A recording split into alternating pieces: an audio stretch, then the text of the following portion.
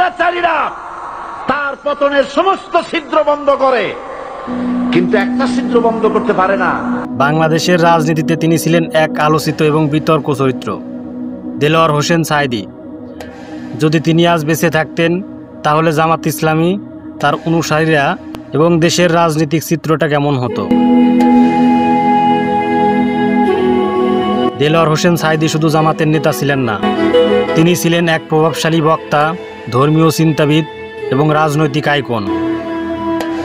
তার বক্তৃতায় লাখো মানুষের ভিড় হতো।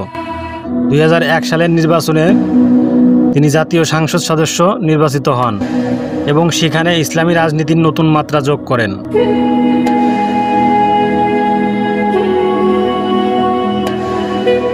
তাকে বলা হতো জামাতের আর্থিক চালক। তার উপস্থিতি মানেই ছিল জনতার ঢল। আজ যদি সাঈদী বেঁচে থাকতেন তাহলে জামাত হয়তো এতটা ছন্নছাড়া হতো না।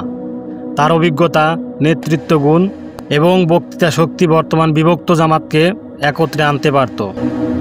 বর্তমানে জামাত যে রাজনৈতিক পুনর্বাসনের চেষ্টা করছে, তাতে সাঈদীর কণ্ঠস্বর থাকলে হয়তো জনসম্পৃক্ততা আরও বেশি হতো।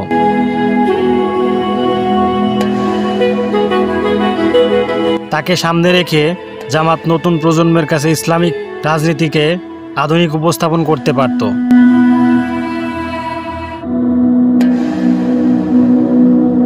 বর্তমানে জামাত যেমনটা আছে সেটা অনেকটাই আত্মরক্ষামূলক। মাঠে নেই, সংসদে নেই, অথচ অনলাইনে সক্রিয়। কিন্তু সাঈদীর নেতৃত্বে জামাত কখনোই একমাত্র অনলাইনে সীমাবদ্ধ থাকতো না। তার কারিশমা ছিল মাঠের রাজনীতিতে। তার উপস্থিতি থাকলে হয়তো 24-25 সালের নির্বাচন নিয়ে জামাতের নতুন কৌশল হতে পারত জামাতের পুনরুত্থান।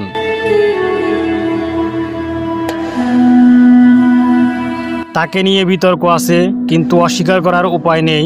তিনি এক প্রজন্মের অনুপ্রেরণা ছিলেন। আজকে বিভ্রান্ত জামাতের মাঝে যদি তার মতো একজন অভিভাবক থাকতেন তাহলে হয়তো দৃশ্যপটটাই অন্যরকম হতো। সময়ের স্রোতে মানুষ মরে যায়, কিন্তু কিছু মানুষ ইতিহাস হয়ে থাকে।